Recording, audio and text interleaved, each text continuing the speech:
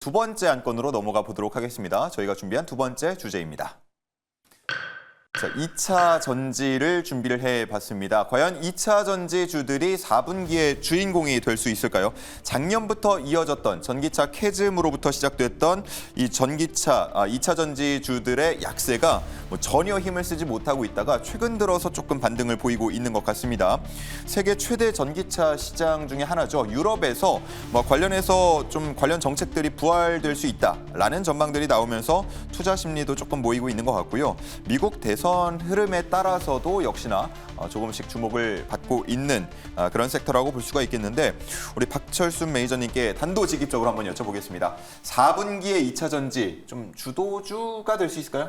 네, 주도주로서도 충분히 부각될 수 있을 만한 섹터라고 보여지는데요. 일단 첫 번째로 금리 인하 시기에는 사실 성수기잖아요. 예. 성장주들의 대표적인 게 바로 또 2차 전지죠. 그리고 사실 전기차 캐즘 때문에 사실 걱정이 좀 많았지만 최근 들어서 조금씩 전기차 판매량이라든지 이런 것들이 회복되는 모습들이 나타나고 있는 상태이기 때문에 이제 우려감을 지나서 이제 조금씩 기대감이 올라오고 있는 구간이다. 그래서 상당히 오랜 기간 동안 조정을 받았기 때문에 가격적으로도 상당히 매력적인 종목들이 굉장히 많습니다. 그리고 최근에 이제 변동성장에서도 에코프로 계열을 비롯해서 대다수의 2차 전지 관련된 종목군들이 안정적인 우상향 흐름들을 보여주고 있기 때문에 지금 일단 시작된 10월달 한번 더욱더 우리가 한번 주목해 볼 만한 섹터다라고 말씀드리겠고요.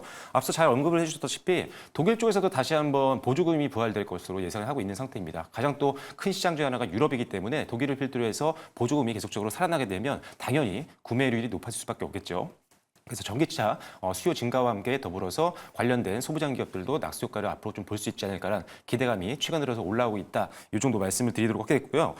두 번째로는 이제 양극재 관련된 기업들이 최근에 좀 좋은 흐름들을 보여주고 있는데 일단 리튬이라든지 니켈이라든지 이 양극재의 어떤 원재료 같은 가격이 사실 좀 하향 안정화된 상태입니다. 이 저점 만들고 올라오고 있는 그런 모습들을 확인을 할 수가 있는 상황인데 그렇게 된다면 지금이 가격이 제일 쌀 때구나라는 판단을 할 수 있잖아요. 그래서 고객사 같은 경우는 이제 재고를 미리 쌓아놓으려고 좀 싼 가격에 양극재를 구매해서 쟁여놓기 위해서 재고 축적 수요가 늘어나고 있는 상태입니다. 그래서 이런 것들이 일단 양극재 기업들에게 수익을 좀 더 만들어줄 수 있는 환경이기 때문에 이 부분도 상당히 긍정적이다라고 보시면 될 것 같고요.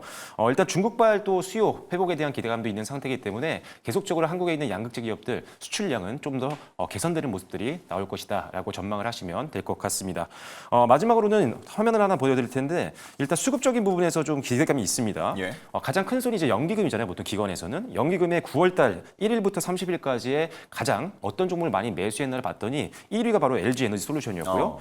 그다음에 3위가 LG 화학, 그다음에 6위권에 삼성 SDI, 그다음에 포스코 퓨처엠, 그다음에 10위에 SK 이노베이션까지 탑 10에서 거의 5종목 가까이가 지금 연기금이 매수한 게 바로 2차 전지 관련된 종목군이었습니다. 지금 외국인들도 상당히 많이 수급이 들어오고 있는 상태이기 때문에 가장 중요한, 가장 탄탄한 수급인 연기금을 중심으로 해서 매수가 들어오고 있는 2차 전지 섹터들, 특히나 양극재 관련된 기업들, 그 밑에 소부장 기업들까지도 앞으로 10월 달에 좀 유심히 지켜보시면 충분히 시장 초과 수익률을 달성할 수 있는 종목들이 많이 있다라는 점 말씀드리도록 하겠습니다. 네, 좋습니다. 2차 전지와 관련해서 많은 기대감들을 말씀을 해주셨는데 정말 냉정하게 보자면 숫자는 아직입니다. 여러 가지 면에서 숫자는 아직 당장은 찍히고 있지 않기 때문에 말 그대로 기대감, 앞으로 좀 더 나아지겠지라는 식으로 투자 관점을 잡아볼 수가 있을 것 같은데 자 그렇다면 어떤 종목을 고르느냐도 중요할 것 같습니다. 두 분이 가져온 2차 전지 탑픽 종목 확인해 보겠습니다.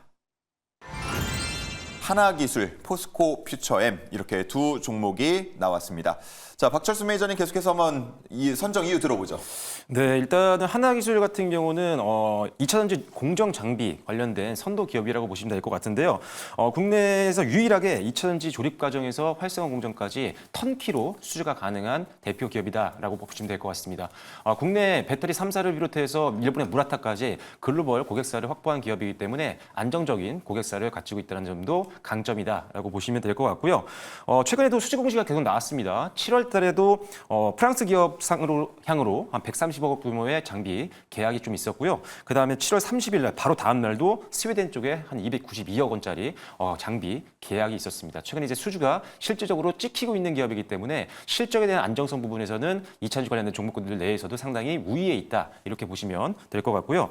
두 번째는 사실 2분기 때 실적이 그렇게 좋지 않았었거든요. 차트 보시면 2분기 때가 회사가 어닝 쇼크가 좀 나왔습니다. 영업이익이 마이너스 61억 원이 좀 나와줬거든요. 근데 이게 이유가 뭐였냐면 2분기 때 이제 납품 예정이었던 프로젝트가 연기가 됐습니다.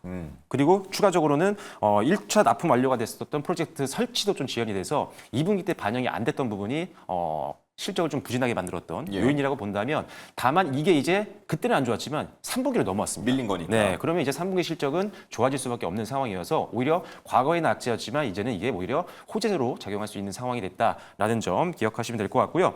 3분기 때는 영업이익 흑자 전망까지도 바라보고 있는 상태이기 때문에 턴어라운드는 항상 주가에 좋은 영향을 많이 주죠. 그래서 턴어라운드에 대한 기대감이 있다라는 점도 기억하시면 될 것 같고 마지막은 신사업입니다.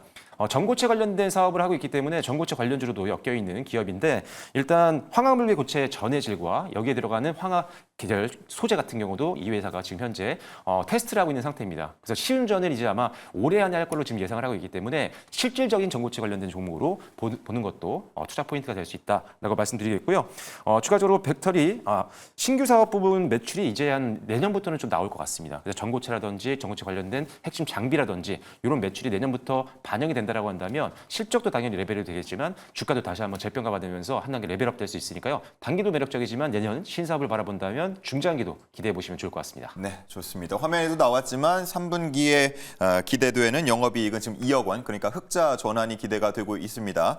자, 한번 하나기술에 대한 매력을 살펴봤고요. 다음은 포스코퓨처엠입니다. 네, 뭐 2차 전지하면 다들 잘 아실 것 같습니다. 이제 포스코 퓨처엠 같은 경우에는 이제 양극재랑 음극재에 대한 모든 밸류체인을 가지고 있기 때문에 2차 전지에 대한 수요가 다시 한번 증가가 된다라고 하면은 빼놓지 않고 또 움직일 가능성이 높은 대표적인 종목이다라고 보시면 될 것 같습니다.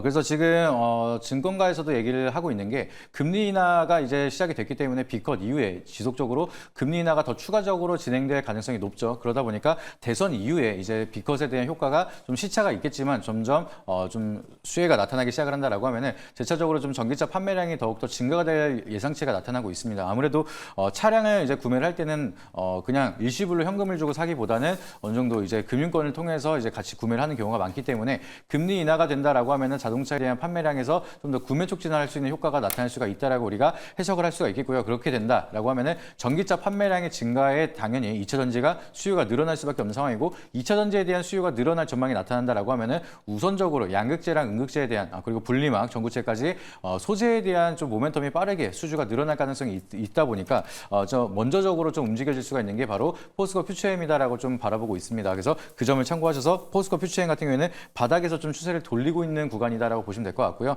지금 시장 자체가 계속해서 상승을 할 때는 2차 전지는 빼놓고 이제 따라가고 있다가 오히려 좀 반도체에 대한 세론이 나타나기 시작을 하면서 증시가 밀리더라도 2차 전지는 굉장히 잘 버텨주고 있는 구간이 만들어지고 있습니다. 그래서 그만큼 바닥이라는 심리가 굉장히 강하게 만들어지고 있고 바닥에서 추세를 돌리고 있는 구간이기 때문에 지금 추가적인 하락에 대한 우려감보다는 앞으로 좀 상승에 대한 기대감이 만들어지고 있는 구간이라서 좀 더 주목할 필요가 있고 2차 전지에 대한 산업은 캐즘을 돌파할 시에는 좀 강한 상승을 보여줄 수가 있는 대표적인 종목이기 때문에 지금부터 우리가 모아가는 전략으로 좀 지켜볼 필요가 있다. 이렇게 보시면 좋을 것 같습니다. 네, 좋습니다. 자, 이렇게 포스코 퓨처엠까지 한번 살펴봤는데 역시나 뭐 기존 주주분들은 우려를 많이 하고 있을 것 같고 신규 주주분들은 기대감을 내비치고 있을 것 같습니다. 주주들이 어떤 이야기를 하고 있는지 시크릿 주주 시간 통해서 확인해 보겠습니다. 네, 두 번째 시크릿 주주 시간입니다. 이번에는 포스코 퓨처엠 종목 토론방 먼저 입장해 보도록 하겠습니다. 오늘도 여러 의견들이 있는데요. 들어오자마자 물림, 호랑이세요? 라고 남겨주신 분도 계시고요. 2차 전지 대장은 포퓨임을 다 아시면서 왜 흔들리십니까? 라고 약간은 엇갈리는 의견들 존재하고 있습니다. 자세한 의견 들으러 입장해 볼게요. 첫 번째 의견입니다. 포항 투자 취소 가능성에 대한 기사가 떴다라고 이슈를 정리해 주셨는데요. 현재 전구체 공장은 철회, 그리고 양극재 공장은 약간은 연기가 됐다고 합니다. 이 이슈에 대한 흐름도 잠시 뒤 이야기로 짚어보시죠. 다음 종목 토론방 하나기술도 입장해 보도록 하겠습니다. 네, 여기는 약간 웃픈 의견이 있습니다. 다른 회사는 자사주 소각하는데 여기는 주주를 소각하네요 라고 남겨주셨는데요. 자세한 의견 들으러 입장해 볼게요. 공시가 다 허위인 종목 앞으로 믿을 수가 있을까라고 남겨주셨습니다. 잇따른 번복에 불성실 공시법인으로 지정되기도 했는데요. 그럼에도 불구하고 하나기술이 주목받은 이유 있겠죠? 매니저님의 인사이트 지금 바로 만나보시죠. 네, 뭐 웃고 있지만 아마 뭐 실제로 웃고 계시지는 않겠죠. 굉장히 좀 우려가 깊을 것 같습니다. 두 종목 살펴봤는데 뭐 브리핑 해준 순서대로 한번 보도록 하겠습니다.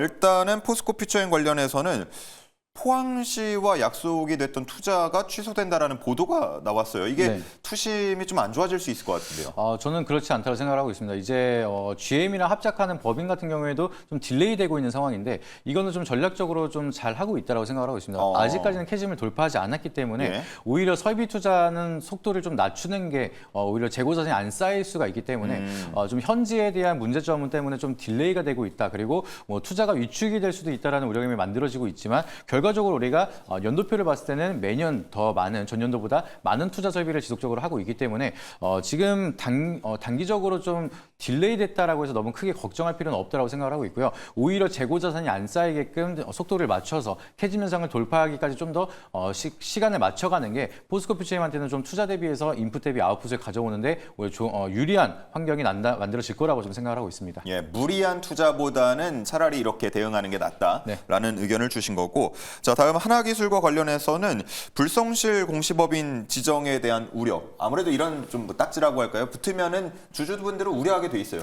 네, 좀 아쉬운 상황이었는데 1,700억 원 정도 규모의 이 수저우진 파워에너지라는 회사와 계약이 취소가 됐습니다. 이게 왜냐면 상대방 발주처에서 사실 투자금을 받아서 이제 이거를 살려고 한 건데 일단 이게 투자가 안 돼서 지연이 됐기 때문에 계약금을 납입하지 못했던 상황이었고요. 그러다 보니까 상호 합의하에 이제 계약을 그럼 해지하자 이렇게 된 겁니다. 예. 근데 이게 해지를 하게 되면은 공시 이후에 해지를 하게 되면 벌점이 있거든요. 이게 쌓이고 보면 이게 또 문제가 생길 수가 있기 때문에 걱정을 많이 하시는 건데 일단 불성실 공시 법인으로 지정된 이후에 그래도 사치가 좀 움직임이 나왔습니다. 한 17만 주 정도 자사주를 소각하겠다라는 의지를 보여주면서 그래도 주주들을 좀 달래기 위한 행동들을 좀 보여주고 있는 상태다라는 점. 그리고 6월 달에 이 불성실 공시 법인 지정 이후에 급락이 나왔는데 그 뒤로 지지선 만들고 계속 하단에서 탄탄하게 지금 지지를 해주고 있는 상황입니다. 그래서 지금 가격대라면 실적을 바라봤을 때는 충분히 저가 메리트가 있는 구간이라고 판단이 돼서 일단 불성실 공시 법인에 대한 내용들은 이미 좀 지나간 내용이다라고 생각을 하시면 될 것 같습니다. 예, 알겠습니다. 자, 그럼 가격 전략 이어서 들어보도록 하겠습니다. 포스코 퓨처엠 오늘 종가 24만 9천 원인데 어느 정도까지 볼 수 있겠습니까? 일단은 새롭게 시작하는 4분기 첫 종목이기 때문에 여유 있게 바라본다라고 말씀을 드려서 지금 35만 원까지는 좀 계속해서 홀딩하고 지켜보셔도 된다라고 말씀을 드리고 싶고요.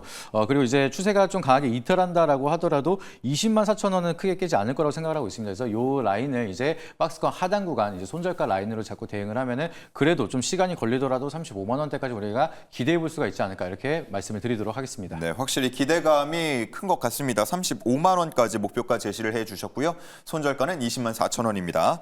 자, 다음은 하나기술 관련해서 오늘 종가 3만 550원이었습니다. 네, 하나기술을 지금 앞서 말씀드렸다시피 역사적인 저점 구간에 위치를 하고 있는 그런 상황입니다. 지금 현재 한 24,350원대에서 저점 만든 이후에 계속적으로 무너지지 않고 잘 버텨주고 있는 그런 상황인데요. 일단 올해 실적이 좀 개선이 되면서 그리고 수주료가 지금 쌓이고 있는 상태이기 때문에 순이익도 흑자 전환할 것으로 지금 예상을 하고 있는 상태거든요. 그렇다면 본격적으로 주가가 바닥권에서 치고 올라갈 수 있는 타이밍이 하반기 때 올 수 있다라는 점 기대하시면 될 것 같고요. 목표가는 상단 매물 저항을 좀 고려를 했습니다. 그래서 상단 매물 저항이 두꺼워지는 5만 5천 원대까지 좀 길게 한번 목표가를 잡아보겠고요. 손절 라인은 전저점 구간입니다. 2만 5천 원으로 제시를 해드리도록 하겠습니다. 네, 하나기술의 목표가는 5만 5천 원이고요. 손절가는 2만 5천 원 체크해 주시면 되겠습니다.